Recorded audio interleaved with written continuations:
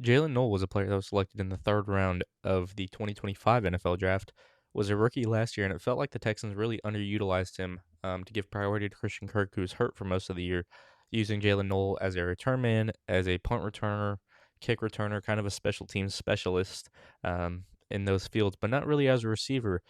And, when the Texans did utilize him at that spot, he showed out. I mean, it's pretty self-explanatory to say he showed out. Um, we're talking why they might have underutilized him today, but why is he poised for a breakout season? Um, so to begin, I kind of want to show you some film on this, just 45 seconds or so.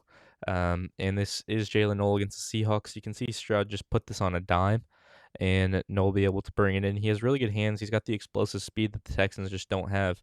In the early parts of the year, I'll pause it right here. Oh, um, you'll see where is he? Mr. Braxton Berrios right there. That's the guy the Texans went to a lot over Jaylin Noel for some reason.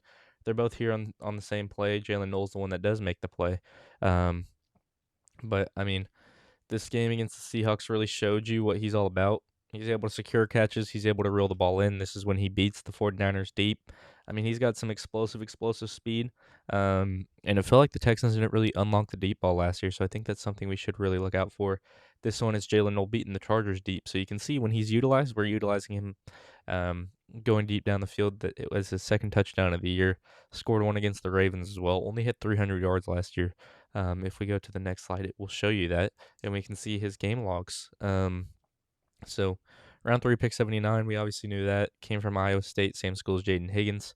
5'11", 201, ran a 4.39, I believe, or a 4.37, something in the 4.3s, but an incredibly speedy receiver. Only had 26 catches on the years for 292 yards, only 2 touchdowns, averaged about 11.2 per grab. But the thing with Jaylin Noel was we didn't really have a screen game last year, and I thought that was a guy that we could use to kind of start up that screen game because you're not going to Christian Kirk. You're not going.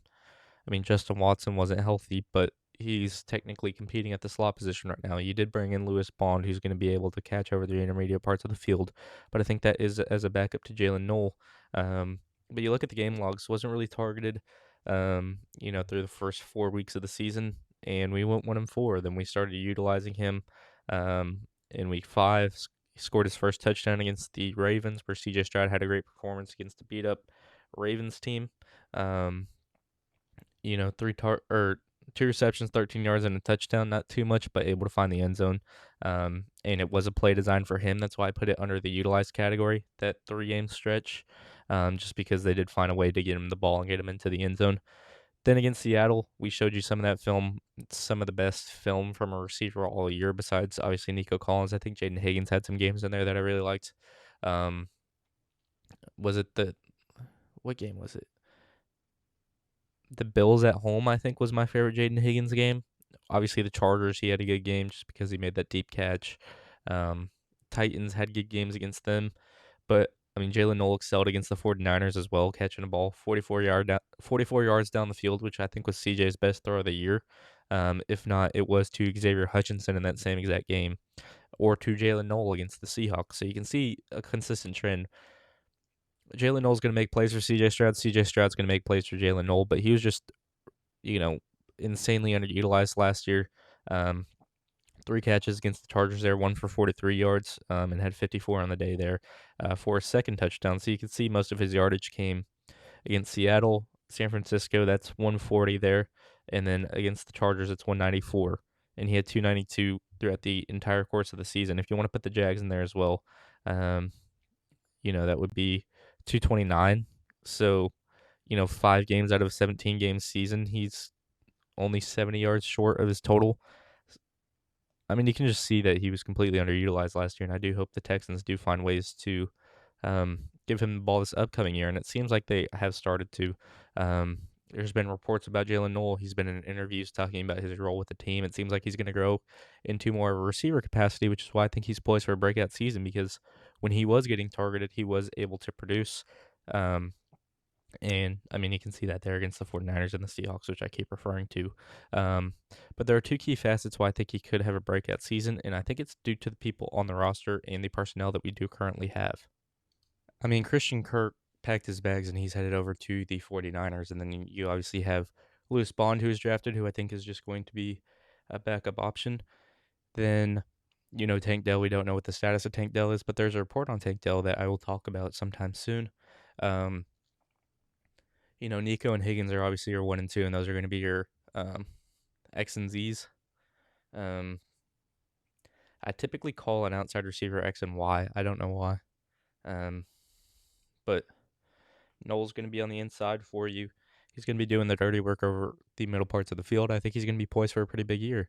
Wouldn't surprise me if those totals double, maybe even triple. I don't know about the receptions tripling exactly, but I could see the yards tripling. I could see the touchdowns tripling, which would be basically 900 yards and 6 touchdowns, which I think is a very good year for him. Obviously, the average is not going to triple. He's not going to average 33.6 yards a game, but the yards and the touchdowns I can see tripling, and then the receptions maybe doubling for Jaylin Noel next year. I just think he's going to be a very vital piece to this offense. Excuse me. And it seems like the more we utilized him, the more we won. Won against the Ravens, he utilized him well there. Lost against the Seahawks, but won against the 49ers, won against the Jags, won against the Chargers. And then those are really the games we utilized him. So, 4-1 in games that you really utilized him?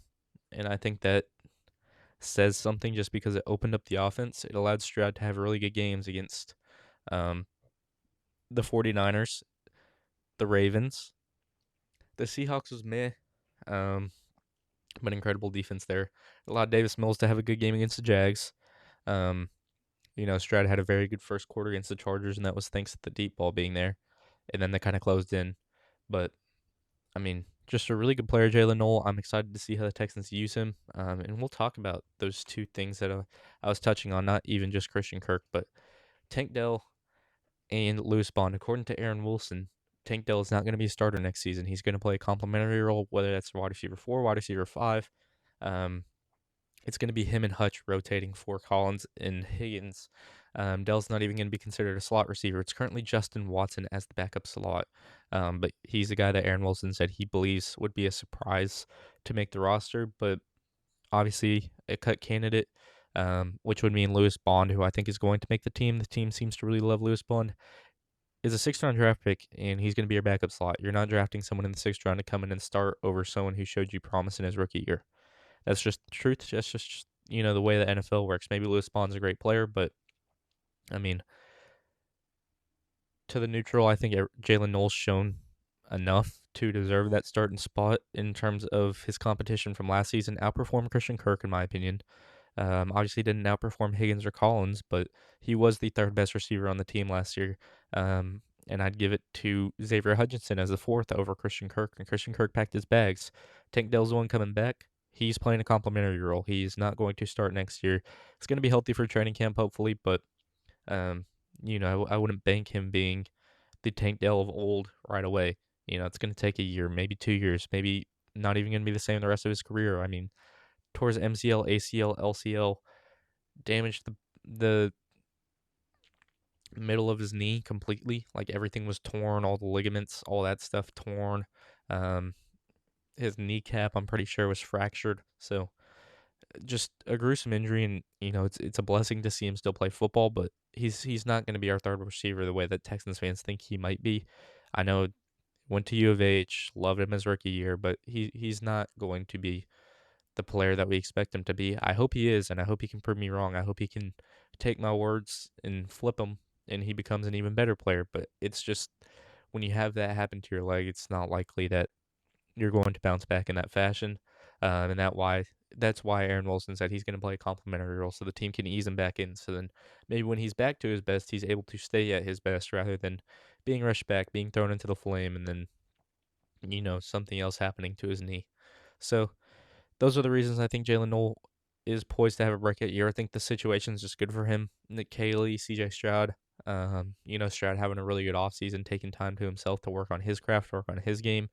Nick Caley having an offseason with CJ with a new offensive line, a revamped offensive line, so better pass protection. A better run game means a better pass game, which means Jaylin Noel could be utilized over the intermediate parts of the field because if it's a good run game, teams are going to stack the box. You can have Jaylin Noel run behind the defense. You can have Nico Collins run behind the defense. So we'll see what he's poised for next year. But I mean, if I were to predict, I would say Jaylin Noel's our second best receiver next season. I think it's Nico, I think it's Noel, and then I think it's Higgins. And I'm not saying Higgins has a bad year. I think he has, 700, 800 yards and 5 touchdowns. So more yardage this year, similar amount of touchdowns. I just think Noel takes a huge leap, gets near that 1,000 yard mark, but doesn't eclipse that 1,000 yard mark. I think it's going to be Collins, obviously, who's going to get past that 1,000 yard mark, 1,200, 1,300 yards if he's able to stay healthy easily. But I mean, we'll see what this Texans team's able to do. I was just saying, well, I think Jaylin Noel could be a breakout candidate heading into next year. I think it's the most obvious one, but it's the one I want to talk about because he is my favorite player on this Texans team. So thank you so much for watching. If you did enjoy, please be sure to like, subscribe as always. And it's Texans Takeover, and I'm out. Thanks again for watching. Peace.